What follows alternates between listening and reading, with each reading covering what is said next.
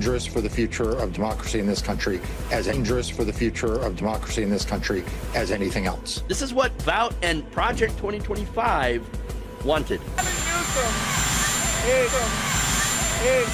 He's daring Tom Homan to come and arrest him.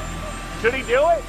I would do it if I were Tom. I think it's great. They control the Congress, they control the White House, and they control the courts. And so, of course, they're massively overreaching. And yes, they are getting away with it right now. This is clearly a man who cannot tolerate criticism of him or what he does, which is exactly what authoritarianism is all about. The New York Times is just as fake as CNN and MSDNC. They really are the enemy of the people. What he is saying, rather bluntly, if you stand up to Donald Trump, he will punish you.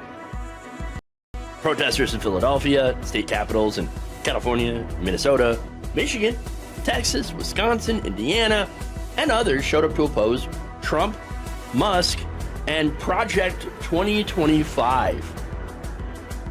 US and President Trump has overseen America's largest military parade in decades as nationwide protests take place against his leadership. Demonstrations are happening right across the United States today to oppose the Trump administration. Two visions of America. On a day the country's deepening divide was there for all the world to see.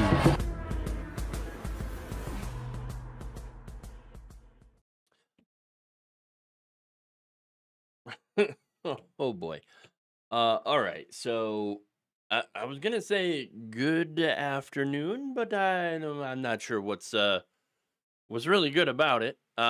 It's another day. It's another week under the Trump regime, and so of course we're gonna have disastrous news.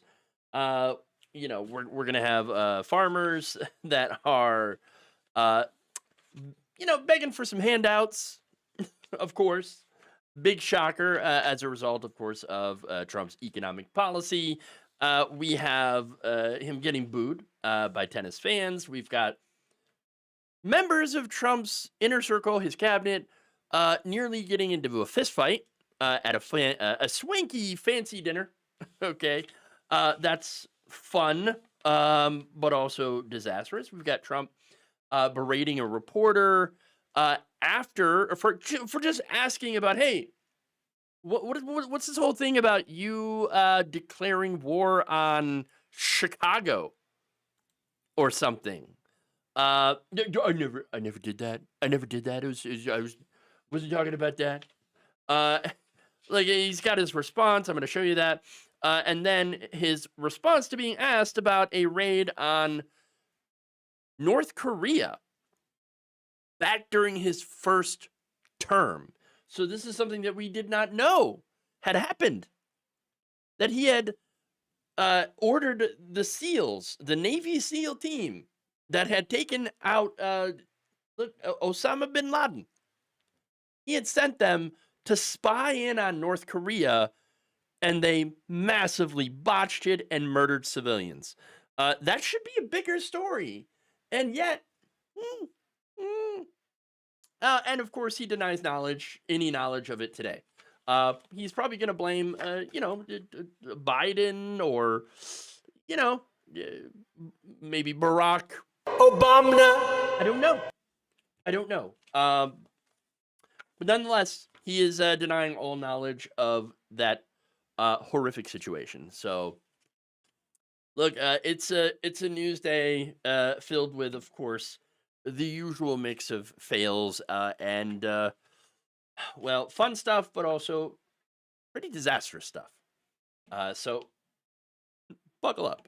But first, we are going to start with a little bit of fun, and that is a pretty poor reception that he received over the weekend. Oh boy. Yeah. Oh yeah, hail to the chief indeed. Okay. It kind of makes me think of hail to the bus driver. Okay. Steps on the clutch and the toilet goes flush. I'm just saying. I'm saying that's what it reminds me of, okay? Okay. People are flushing toilets 10 times, 15 times. I'm just saying. Okay. Anyway, let's dive in. President Donald Trump received a very warm welcome at the U.S. Open men's tennis finals on Sunday.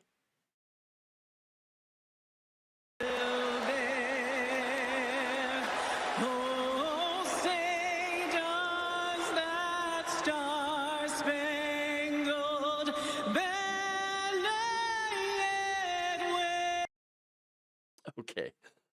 Look, you could hear the boos, okay, a little bit over the singing, and of course it was right when Trump was on the jumbotron.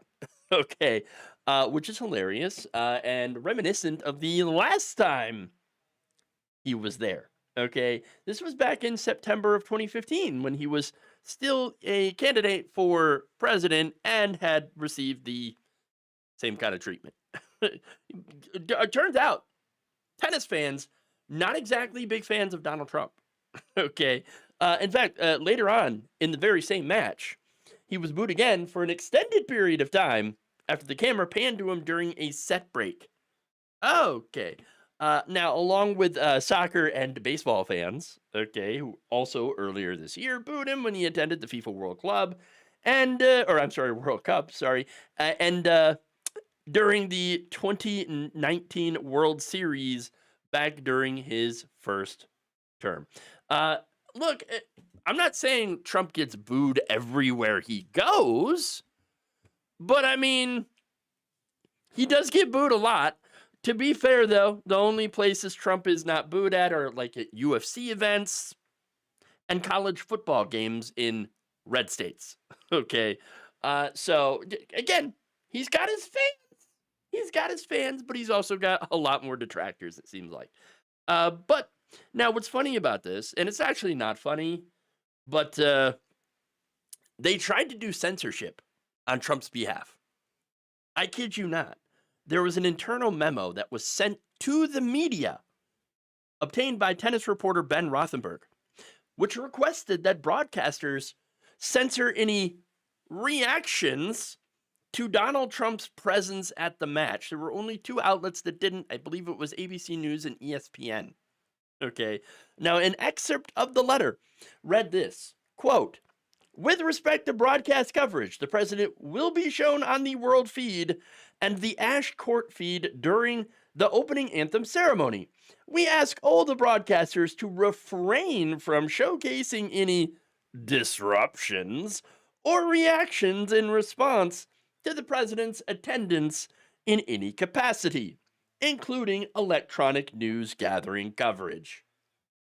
Well, I mean, I don't know, but seems like it didn't really turn out very well. You know what I'm saying? Whoopsie. Okay. And let's be very, very clear. All right. I do not believe that they would have tried to censor applause, which is a reaction, but not the reaction that they were expecting. They were expecting boos, and that's exactly what they got. Again, just the fact that they attempted to do censorship shows you what absolute hypocrites they are. I was told that Trump and Republicans loved free speech. Oh, we love free speech. How dare the Democrats collude with the media and tell them what to do? Wait, dog, that's what you did. You just did that. Every accusation is a confession. Okay? And here's the thing. It ain't just the Democrats that are booing him. Okay? Look, dude is underwater with voters. I mean, take a look at that. That his current net approval rating is -14. He is more unpopular than Joe Biden. Okay, than Joe Biden was. I mean, and again, that was a guy he ran against for a while, 2024, that was not getting some good marks on the economy, for example. Okay, and so I'm just saying, pretty bad. He's not doing well. And look, when he took over, obviously it was a bit mixed. All right, a bit mixed, but it took less than 2 months for his approval rating to plummet below zero, where it has remained ever since. Didn't take long. And by the way, the ratings of his handling of the economy and inflation have fallen to strongly negative, along with immigration. His big main thing that he ran on, that he's doing stuff on, where he's doing focusing most of his energy on immigration. People are like, whoa, whoa, whoa, whoa, no, whoa, we don't like that at all.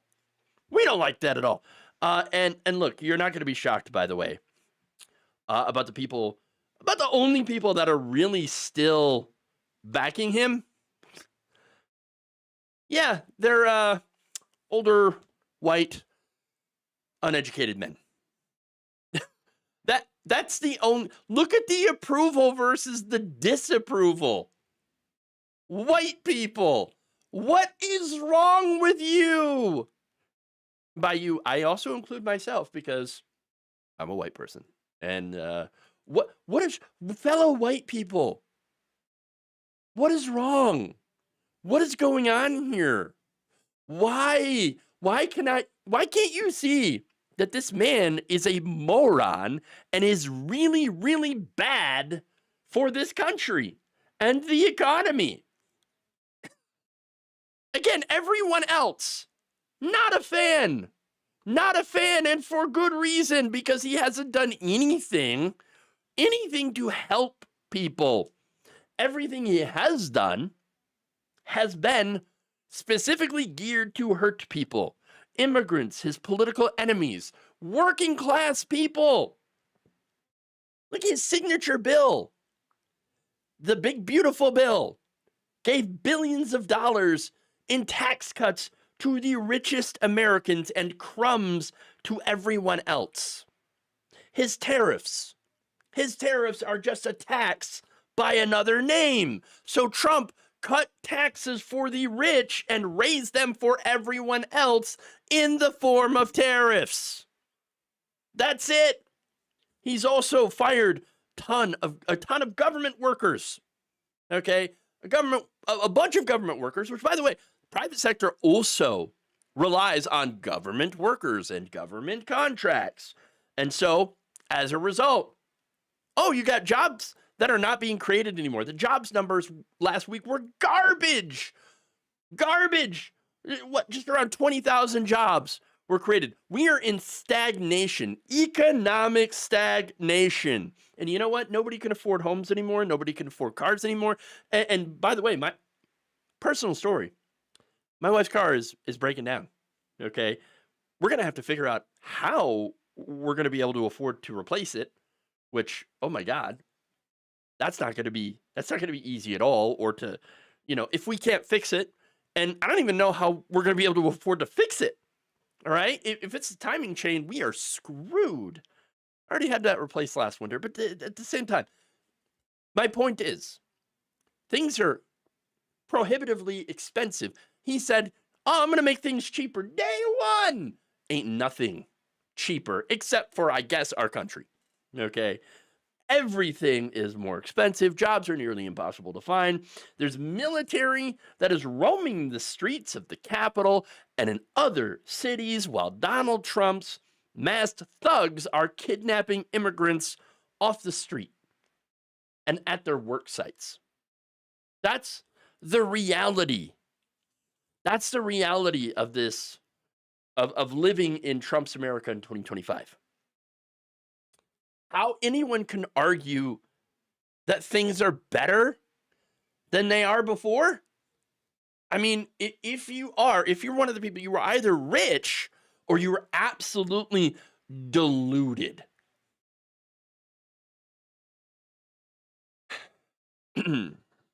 Okay. Jeez. And there we go. Moving on. We got some FAFO going on here.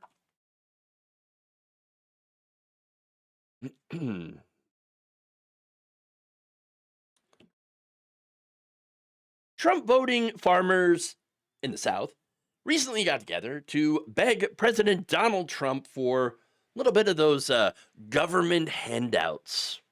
Right now, we're in a very dire situation. September's upon us, harvest is starting in the Deep South, and we have 0 bushels of soybeans on the books to be sold to China for this current crop that's about to come out of the field. The farm economy as a whole is struggling. Inflation has caused our cost of production to rise drastically on every front. Commodity prices, in particular soybeans, are down about 50% from where they were 3 years ago. And our numbers are deeply in the red. And we send this letter to President Trump because we've been talking for months about needing to have sales in place, a deal in place, a phase 2 type agreement that has purchase commitments along with a level playing field on trade with no tariffs. And we haven't had anything happen, unfortunately. And our appeal to President Trump and his administration is make soybeans a priority in any trade negotiations that are taking place. Okay, so one of the big problems here with soybeans is that a lot of farmers had been selling their crops to China. China is no longer buying. It's because of the tariffs, right? Not only that, but the government programs that were used to have the government buy these crops had been axed by Doge and Elon Musk. So no one is buying. And so you have tons of soybeans that are just rotting in the silos because nobody wants them. Nobody wants them. Now, the funny thing is, and none of this is funny, by the way, but back in March, Trump had posted this to Truth Social. He said, to the great farmers of the United States, get ready to start making a lot of agricultural product to be sold inside of the United States. Tariffs will go on external product on April 2nd. Have fun. Well, ain't no one having fun now. Okay, it's September, and ain't nobody having a good time. All right? Look, obviously one of the whole reasons that farmers were selling their crops to other countries is because there was a demand for them. See, it's kind of how the markets work. There's supply and there's demand and all that stuff. It's very simple, right? Now, that said, the demand didn't go away. No, it's just that other countries now, because of Trump's tariffs, people are turning to other countries. For example, Brazil. Okay, Brazil is becoming a leading seller of soybeans to the world instead of the U.S. And that's, again, because of Donald Trump and his stupid tariffs, his stupid trade war. Now, there were more farmers who spoke out and asked for that aforementioned handout. One of them is Chris King, a Woodruff County farmer who happily voted for Donald Trump. He explained that this was his 39th harvest and he had never seen conditions so dire. Quote, I have never been as worried as I am now about whether or not my kids and grandkids will be able to carry on. I just would like to see somebody help us get our markets back. We need our exports, and we just need to be paid for what we do. And that's not happening, and we're in real trouble. Now, there's Scott Brown, a farmer from Biggers, warned that you're going to lose about 25 to 30% of the farmers in this country if the government doesn't do something. They have no choice but to mail us a check. So you want a check? Oh, okay. Oh, so you just want us to give you some handouts? Is that it? Well, now he said, look, what we'd really like, obviously, is to have, quote, options, markets, and places to sell our product long term. Well, now the problem is you ain't gonna have any of that because you elected a man who, in his first term, started a trade war that already had cost you about 70%. And then he promised to do it again and again and to do it bigger this time. Very big, bigly. You voted for this. Understand, you voted for a trade war. You voted for mass deportation, which is taking away your cheap labor force. You voted for Doge to come in and cut the government. The government that, of course, was buying your product. No more U.S. aid. It's gone. They bought a lot of your products. Well, and they would send it to other countries. You voted for more inflation. You voted for higher grocery prices. You voted for all of it. All of it. Why? Because of racism, white supremacy. You guys, you couldn't stand the thought of a black woman running the country, or of immigrants coming here to work, or or trans people using a bathroom, or literally just existing in public. You couldn't stand it. You voted to destroy them. And now, whoa, would you look at that? You destroyed yourself in the process. Congratulations. You played yourself. Congratulations. This is the fun that Donald Trump promised. And guess what? It's about to get even more fun. Oh, yeah. Oh, yeah. The rural hospitals and clinics, the ones that these dairy farmers rely on, they've been defunded by the big, beautiful bill. $1 trillion in Medicaid cuts. Gone. Gone. And you know what that means? These clinics, these hospitals, they're going to go out of business. They're not going to be able to operate anymore. I'm guessing, and this is just a spitball here, but probably within the next year, they're going to start closing en masse. Okay? While food pantries have already been closing because they do not have any money. Well, why not have the government just buy up the product and give it to the food pantries? You could solve two problems at once. Well, you know what? That's what they were doing before. But then Trump, Elon Musk, and Doge killed the program. They killed it. It's dead. Do you understand? And they took that money that they were doing to buy your product and give it to the food pantries and used it to give tax cuts to the rich, to the billionaires, the people that need it the least. That's the reality of the situation. That's what you voted for, and that's what you get. You're having the day you earned, that you voted for. So don't come and ask us, the taxpayer, to bail your ass out. Because you sunk all of us. So if we're all going down, we might as well all go down the ship together.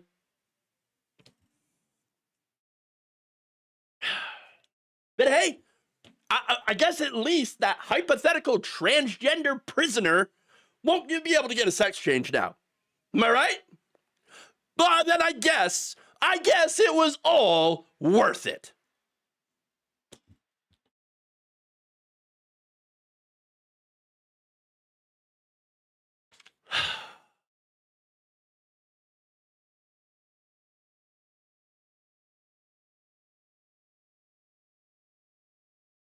That story got me even angrier than I thought.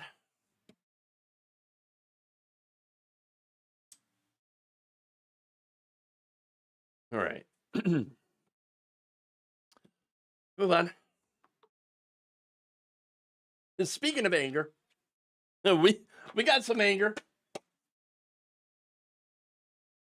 All right.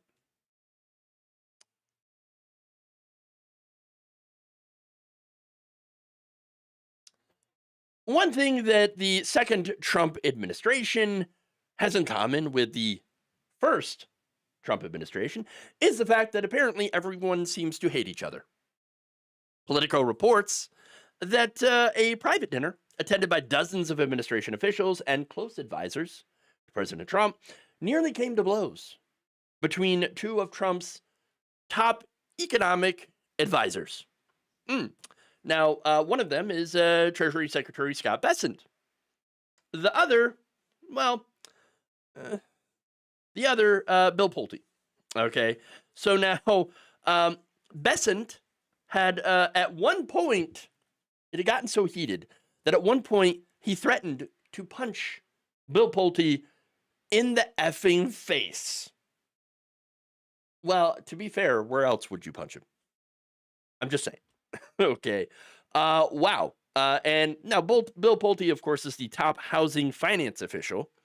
And look, this thing, okay, this happened at the much anticipated, by whom, I wonder, much anticipated inaugural dinner at something called Executive Branch, the ultra exclusive Georgetown club created by and for members of Trump's super rich billionaire cabinet. Remember, he does have a billionaire cabinet. These rich MFers, richest people in the country, are now basically running it. I mean, they were running it before, but now it's much more direct. Much more direct. So now this was also a birthday party, apparently, for a MAGA-friendly podcaster. And so it's a big old party. It's a big old party. All right. Now, the guest list included a who's who of horrible people, sellouts, and their owners. Included Sean Duffy, Commerce Secretary Howard Lutnick, Interior Secretary Doug Burgum, Agriculture Secretary Brooke Rollins, Director of National Intelligence Tulsi Gabbard, SBA Administrator Kelly Loeffler, Medicare and Medicaid Chief Mehmet Oz, as well as venture capitalist David Sachs, who probably owns all of them, or had bankrolled many of them. So, let's get into the details. What exactly led to this? What happened? Apparently, there was some good old-fashioned shit-talking that happened. Bessent had heard from several people that Pulte had been talking shit. That's right. Had been talking about him behind his back to Donald Trump. Oh, here we go. Here we go. Okay, so according to one of the eyewitnesses and 4 other people familiar with what happened, Bessent had exploded at Pulte. And he said, quote, "Why the F are you talking to the president about me? F you. I'm going to punch you in your effing face." Awesome. Now, Pulte was apparently stunned by this, and he shouldn't be, because I'm going to get to what Pulte has been doing, okay? And you can kind of understand why Bessent got mad, okay? And it ain't the first time Bessent has exploded. He's exploded at Elon Musk as well, and threatened him. Now, the tense encounter, according to Politico, prompted the club co-owner and financier Omid Malik to intervene, according to 3 people who were there. It's either me or him, Bessent said to Malik. "You tell me who's getting the F out of here, or we could go outside. Let's go outside." "To do what?" asked Pulte. "To talk?" "No, idiot. He's not going to talk. He's not there to talk. In fact, he said, no, I'm going to effing beat your ass." God damn. This right here, it feels like high school. I mean, it really does. I mean, the guy, Malik had to separate those two. All right, kids. You're going to go sit over there, okay? You're going to go sit over there, and you're going to go sit over there, all right? He walked Bessent to another part of the club to cool down. And then they were placed on opposite ends of the table during dinner. I mean, again, it's totally like high school, okay? Just absolutely ridiculous. Now you do gotta love how much these people actually really do hate each other and are only there to advance their own careers and their own wallets. I mean, that's what they're always there for to do, right? They're not there to help the American people. I know, shocker, right? It's never been about helping the American people. No, it is about trying to screw over the American people, okay? And so, look, Trump had paired them up to make a plan to try to privatize Fannie Mae and Freddie Mac. That is the federal housing finance programs that actually, help people become homeowners. Now, in the recent weeks, Pulte has taken the lead on an initiative that could put as much as 15% of those programs on the public markets. So they are working to privatize that, so that, and of course, that is going to make it much more difficult for people to be able to afford a home.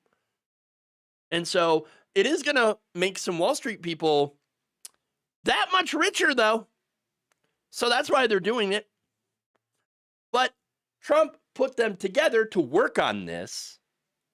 But what happened, of course, is that behind the scenes, these two men have grown men, by the way. They're in a turf war. Now, they're in a turf war. Bessent believes, according to some of the people familiar with the conflict, that Pulte is inserting himself into matters where the secretary views, which the secretary views as his jurisdiction. Whereas Pulte is apparently bristling at the threat of being big-footed, whatever that means. Now, another clash point that they have is the fact that Pulte has close ties to Howard Lutnick. Now, the Commerce Secretary and Scott Bessent do not get along. They don't get along at all. So both of those men have been trying to jockey for power and praise from Donald Trump. It's gross to see, but this is what they're doing. This is how they operate now. Okay, Pulte has been trying to get on Trump's good side. He has gone ahead and launched a mortgage-related investigation into Trump critics. Okay, for example, Lisa Cook. Okay, at the Federal Reserve. Now, it's not about Lisa Cook. It's not about actual mortgage fraud. No, it's about the fact that Trump wants lower interest rates, and so he is intimidating the Fed.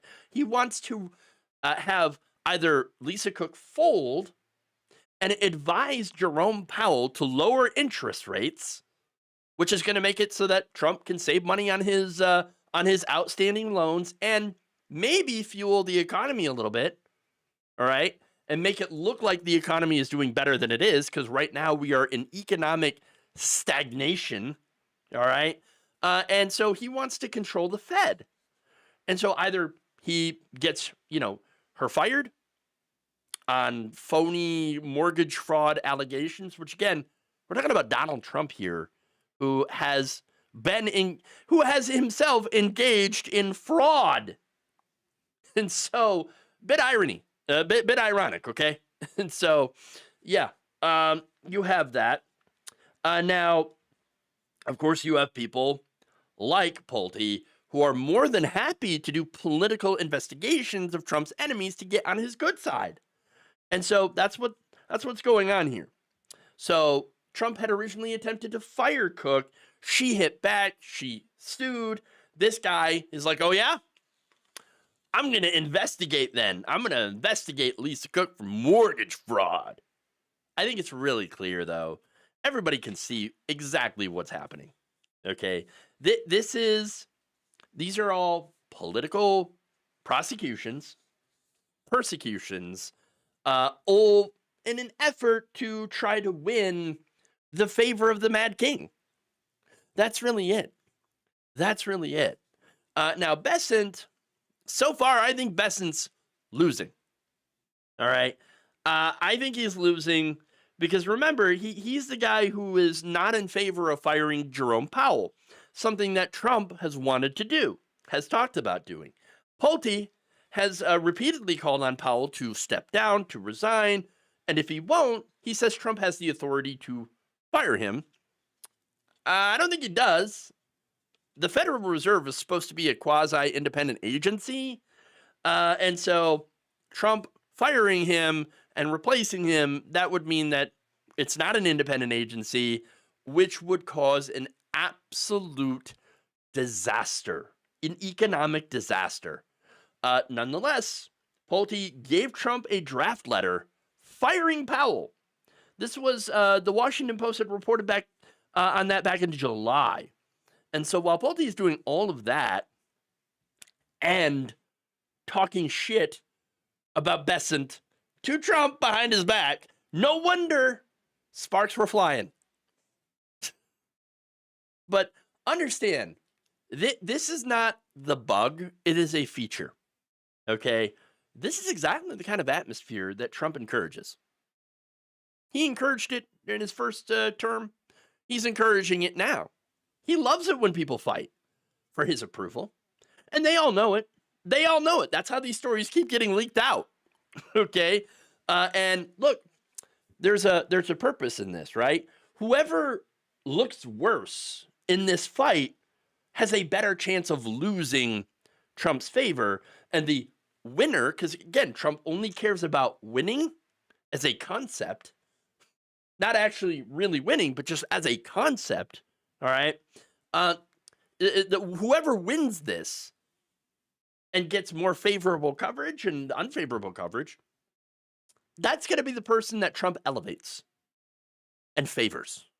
And so, look, this is, like I said before, this is nothing more than high school drama, except for one crucial difference.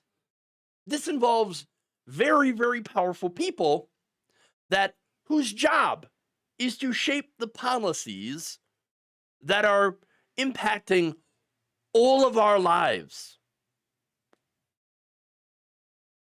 And that right there is probably the most damning part of all of this, that we are stuck in this drama cycle that is going to have an impact on all of our lives. Just like I said, they're going to try to privatize the housing programs, Fannie Mae and Freddie Mac, which again is going to cause a massive, I think, problem with home ownership, which is already stagnating, by the way. The real problem with home ownership isn't, oh, we don't have Wall Street involved, or, oh, we've got the government too involved. No, it's the fact that you have these private corporations, private equity firms that are buying up all the single-family homes and turning them into rentals and allowing the prices to continue to go up. People are being priced out of the markets right now. That's a much more important story. And yet, here you have Pulte and Besson working together to make privatization worse, which means higher prices for Americans, higher prices, and less home ownership. That's the reality. Okay.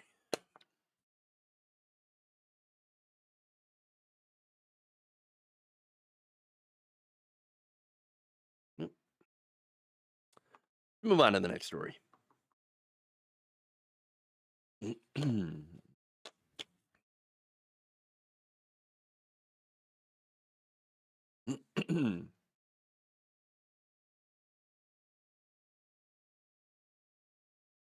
President Donald Trump is threatening to send the military into yet another blue city.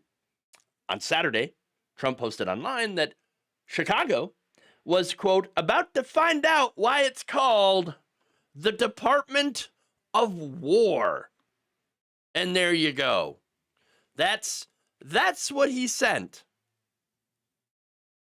Jesus Christ. Now, in response to this unhinged post, you had Illinois Democratic Governor J.B. Pritzker writing on X that Trump is, quote, threatening to go to war with an American city. This is not a joke. This is not normal. I mean, it's true. It's not normal. It shouldn't be normal. But here we are. Okay. Donald Trump isn't a strong man, he added. He is a scared man. Illinois won't be intimidated by a wannabe dictator. So, look, J.B. Pritzker has been, fairly strong against Donald Trump, rhetorically. Okay? And so, credit where credit is due.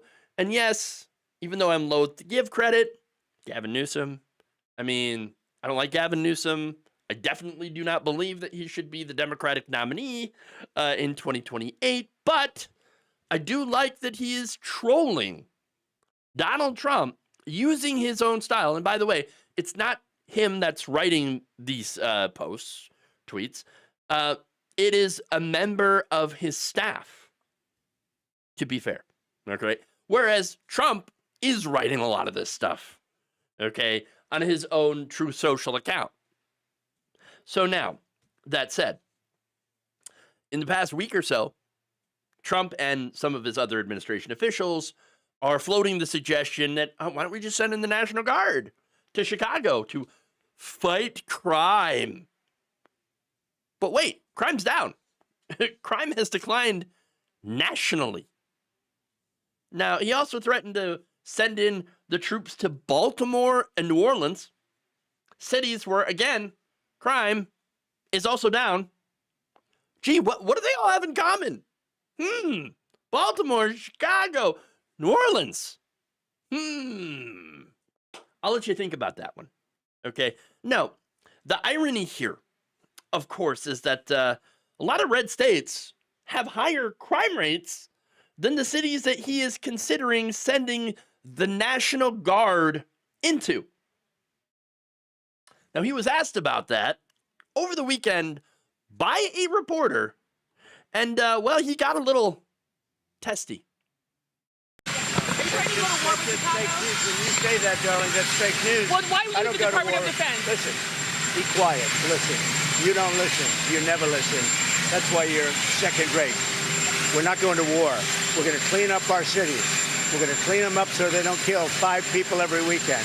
That's not war. That's common sense. Why?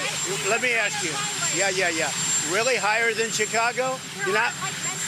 Excuse me. You know how many people were killed in Chicago last weekend? 8. You know how many people were killed in Chicago the week before? 7. You know how many people were wounded? 74 people were wounded. You think there's worse than that? I don't think so. Yeah, actually, there is worse than that. Yeah. There are cities with higher murder rates.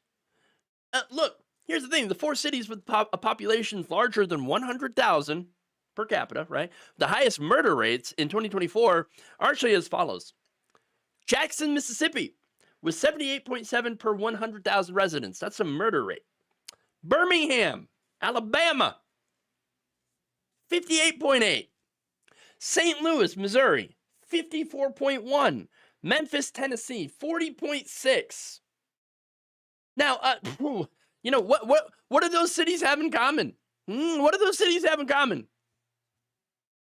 Once again, I'm going to let you think about that, all right? Look, here's the funny thing, right? Cities, I don't know if you know this, there's a lot of people in the cities. Who knew, right? Chicago has a population of 2.7 million people, all right? So now, when you have more people concentrated in a smaller area geographically, then, yeah, you're going to have crime that goes up. That's why we talk about it per capita. That's how we do those statistics, right? Now, Chicago, as I mentioned, 2.7 million people, right? That's actually larger than the populations of each of the least populous 15 American states. Yes, that's right. We have a city that has more people in it than states. Okay? And by the way, that one city also roughly has the same population as Mississippi. Now, Chicago's homicide rate for 2024 was 17.5 murders for every 100,000 residents. Wait a minute, that's a lot less than Tennessee, Memphis, Tennessee, Birmingham, St. Louis, Jackson. Okay, that's a lot less. Okay, and look, you know, that's actually a few points higher than that of the state of Louisiana, which has 14.5 per 100,000 in 2024. So now, the reason I bring this up is that Trump ain't talking about sending the military into those cities. No, not talking about sending the military into Louisiana or Mississippi. Birmingham, the cities, Jackson, Memphis, they all have higher murder rates than the cities targeted by Donald Trump. And yet, again, he ain't talking about that. Look at that. Murder rates in the cities targeted by Donald Trump. Birmingham, Jackson, Memphis, St. Louis, right? And yet, Baltimore. He's like, I'm going to send a military to Baltimore. I'm going to send it to Chicago. Already sent it into Washington, D.C. Huh, weird. Weird. Yeah, at the end of the day, Chicago ranks 37th in homicides in 2024. Okay? For cities larger than 50,000 in the United States. For cities with more than 100,000, it actually placed about 14th this year.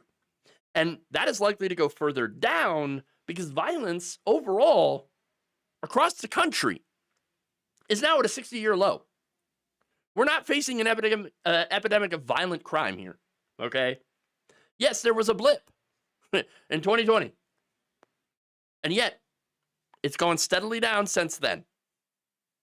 It's almost like we faced a once-in-a-lifetime pandemic, that made things get a little crazy. Now, as reported by the FBI's crime data unit in August, the United States had a homicide rate of just 4.6 per 100,000 residents in 2024, which is the lowest figure since 2014, and is very close to hitting generational lows of 4 to 4.5 per 100,000 that were last experienced in the early 1960s. And here is an interesting fact. Turns out some of the violent crime that was, recorded in the 1970s, 1980s was actually due to high exposures of lead. There was a meta-study that was done of at least 24 different studies, which found substantial evidence linking exposure to lead to violent crime. These studies align with earlier research that suggested that lead exposure may foster impulsive and aggressive tendencies, which are potential precursors to violent offenses. That doesn't mean everyone who's exposed to lead automatically becomes violent. It just means that you're more likely to. Okay? So there's that.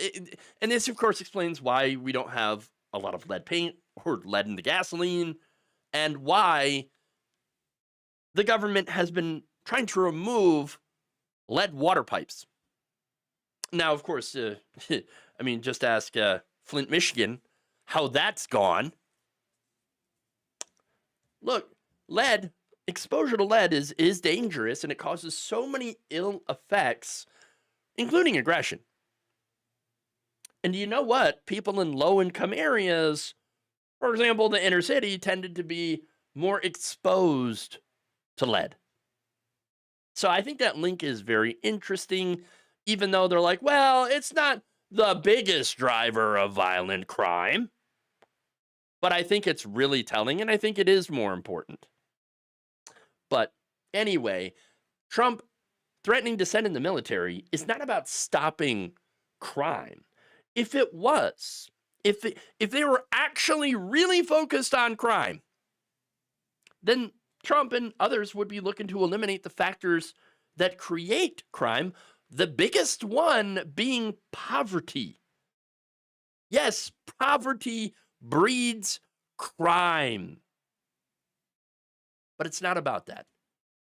No, what Trump is doing is just going into Democratic-led cities to try to intimidate his political enemies, which again was really the whole point, and from the beginning, from the outset. And so really, is what he's doing and talking about really all that much of a surprise? I don't think so. Okay. Last story for y'all. Let's talk about North Korea. Yeah. Crazy. All right.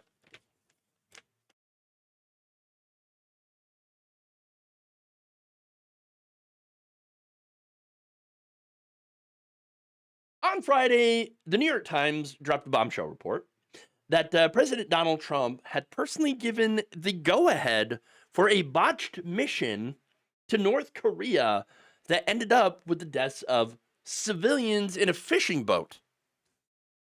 So now this mission was performed by the Navy SEALs, specifically SEAL Team 6's Red Squad, or Red Squadron, right? This is the very same squadron that had killed Osama bin Laden. Okay, so now Trump, he loves sending the SEALs. He loves sending SEAL Team 6. He's like, oh yeah, any time that I can do that, great. So now, what was this mission?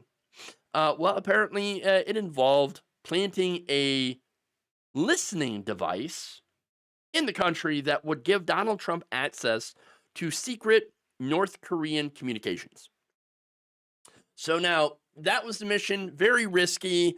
And so when they arrived to North Korea, well, they ended up being spotted by civilians on a fishing boat. So now there was no radio communication. They were incommunicado in hostile territory. And so when they were discovered by a fishing boat, they're like, what do we do? What do we do? Are these people, are these just fishermen, civilians, or are they North Korean security? You know what? F it. Let's just open fire. Let's go and kill everybody. And that's exactly what they did. They killed everyone in the fishing boat, and then they bugged out. That's it. So now, when he was asked by a reporter about this New York Times bombshell report, here's what he said. Yeah. I don't know anything about it, no. I could look, but I know nothing about it. Can you confirm that it happened? I don't know anything about it. I'm hearing it now for the first time. Okay. I don't know nothing about it. I don't know nothing about it. You ordered it. That's your operation. You gave the go ahead. This was not Joe Biden. Okay, it wasn't Obama. All right, he didn't order this. Obama. No, wasn't him. It was you, and everybody knows it. Everybody knows it. Now, maybe North Korea didn't know it, but no, well, apparently they know it now. Apparently they know it now. See, here's the thing, okay? A few months after this failed raid, which apparently the president supposedly had no knowledge about, despite the fact that he was president, negotiation ended up breaking down between the U.S. and North Korea. I mean, that's kind of telling, isn't it?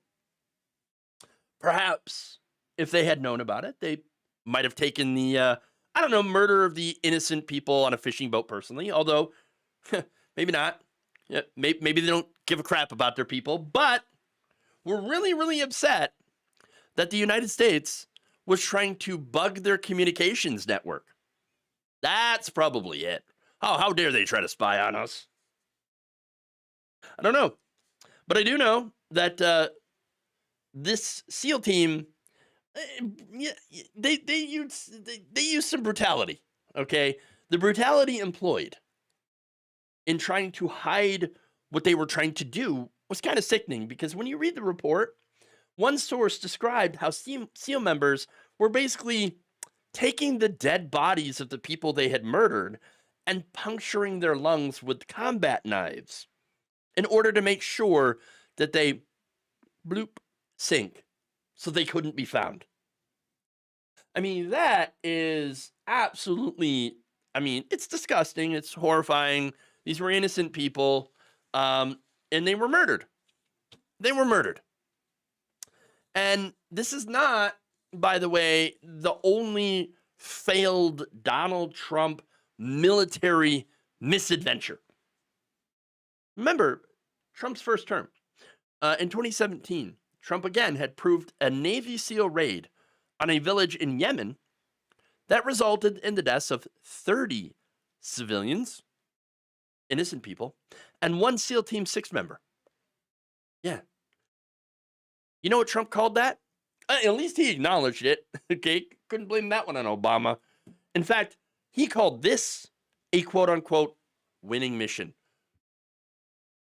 Wait, so you killed your people killed 30 innocent civilians, lost a $90 million military aircraft, and a SEAL Team 6 member. And that's a winning mission? If that's winning, I don't want to see what losing looks like. I mean, look, Donald Trump is probably the worst commander-in-chief we've ever had. What do you expect from Mr. Bone Spurs, okay? Never served a day in the military, all right? And now, arguably, things are pretty much worse than they were even in the former Trump administration when they did that botched raid in Yemen. Now we got Pete Hegseth running the military, okay? You know, Mr. Signal Chat himself, okay? And he is leading the aptly renamed Department of War. Well, at least they're being honest about something for once. Yeah, they renamed the Department of Defense, but not because of what they were already doing, because let's be honest, the Department of Defense has really been Department of War for a very, very long time. No, but it's not about that. It's about what they're going to use it for. To go to war with the American people and anyone else who decides to get in their way. This is the man who said that, I'm going to end all the wars.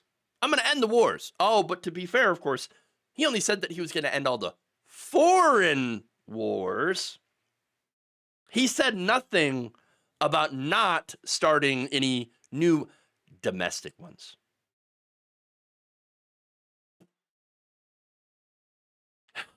Okay. Jesus. All right. That they are normalizing war, they're normalizing violence, all that stuff. Yeah. To be fair, they changed the defense, not because World War II was over, it was a PR rebranding, which is what I was saying, because we have been at war for pretty much my entire adult life, at least, and then some. Remember, I graduated pretty much the year that we invaded Iraq and Afghanistan, okay, unnecessarily. 2 unfunded wars for literally no reason. I mean, it's absolutely ridiculous. He also said he will end elections. Well, yeah, there's that. But yeah, it's just, I mean, we have been at war, and we fund wars, and we fund, arms. We sell more weapons to the entire world than anyone else. So yeah, if you want to, I have a problem with all that too. And I also have a big problem with the unhinged orange war criminal that we have as president now. So, yeah. All right. Anyway, that's the show today. Please like and share the stream if you haven't already. Also consider becoming a supporter of the show, like Bazzy, who has joined our Patreon page. Thank you, Bazzy, for going to patreon.com/jeffwaldorf, signing up to become a supporter of the show. Also, you could become a supporter like Gemini SG or Boston C-Rad by hitting the join button below on our YouTube page. You can also support us by being a subscriber on Facebook or sending stars, or supporting us on Twitch. So we have so many different ways and places that you can support truly independent progressive media. I don't take any money from any dark money group or whatever. I don't have a deal with Polymarket or anything like that. No, I'm not broadcasting from the Polymarket Studios, nor am I a member of Chorus or anything like that. Again, I just get support from the viewers. Viewers, I know, like you, okay? Viewers like Gemini SG, as I said. who support the show. That's really what I am trying to create here, is truly independent, viewer-funded media. Yes, thank you, Kiki Starnova, for being a Patreon supporter. Appreciate that. Get some dark money and use it to fix your car. I would rather ask for people to support the show, support independent progressive media. I do not take $8,000 a month. Oh my God, I don't even know what I would do with $8,000 a month. That would be crazy. I get nowhere near that. If you think that progressives are making money, I mean, on YouTube of all places. Nope. Nope. Not unless you have a gigantic audience, which I don't have. I do have a great dedicated audience, but it's much smaller than other progressive creators who have been able to cultivate a good user base of people who are able to fund their operations. And so I am asking to, eventually become one of those people that, is supported by the audience. Right-wingers would tell you to get George Soros money. Right? Right? There is no money in speaking truth. That's because there are some people out there that want to control the message. Some people out there that, the people that have money that, they want the system to continue as is. Get a sponsor from someone you like. There's a couple problems with that. Number one, I don't like anybody. No, I'm kidding about that. But I don't do sponsorships because I don't want this show to be commercialized. I don't want to do that. I don't want to go in that direction. Did Leftist Mafia ever invite me again? That will give me a boost. I was invited on Leftist Mafia before a couple months ago. That was fun. I'd love to do it again. And that would be great. I'm just waiting for another invite to join the panel. Because like I said, it was a lot of fun last time. So I'm always open to it. I will tell you that I will have an appearance on another show on Wednesday. So that should be fun. And I'll give you the details probably on Tuesday. So there's that. All right. So go out and get that protest money. Yeah. Right? Oh, okay. But anyway, I do need to figure out how the hell I'm going to be able to afford to fix my wife's car. Fun. So anyway, I'm off. Thank you again. Like and share the stream. Consider supporting the show. And I will be back here tomorrow. Same time, same place. 2 p.m. Eastern, right here. YouTube, Facebook, Twitch. All the different, the usual suspects here. And we'll have more interesting stories and even more interesting commentary. So, with that, thank you all. Love you. And remember, change begins with you. Good night, everybody.